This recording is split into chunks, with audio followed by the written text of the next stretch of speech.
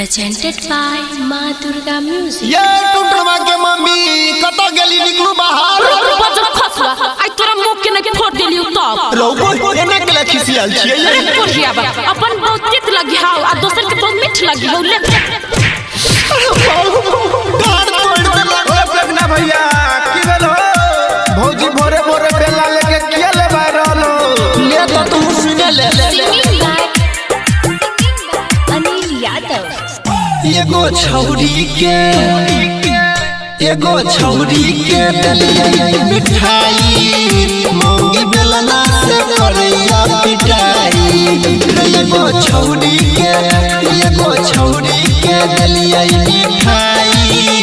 मोंगी बेलना से करैया पिटाई नहीं सुनैया बात खाली मारैया लात मांगी खाना तो दैया धमकाई मौगी बेलना से करैया पिटाई मौगी बेलना से करैया पिटाई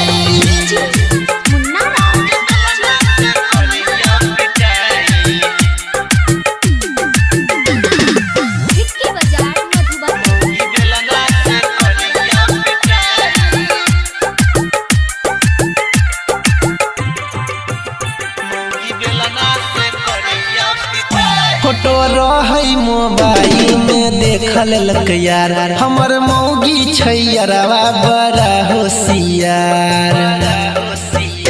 फोटो रही मोबाइल में देखल लक यार हमर मौगी छैयरवा बड़ा होशियार केलक कोनो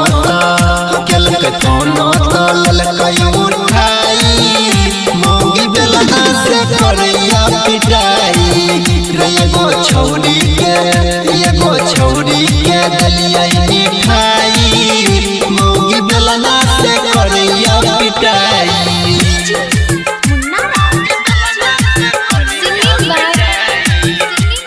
Anil Yadav. Anil Yadav.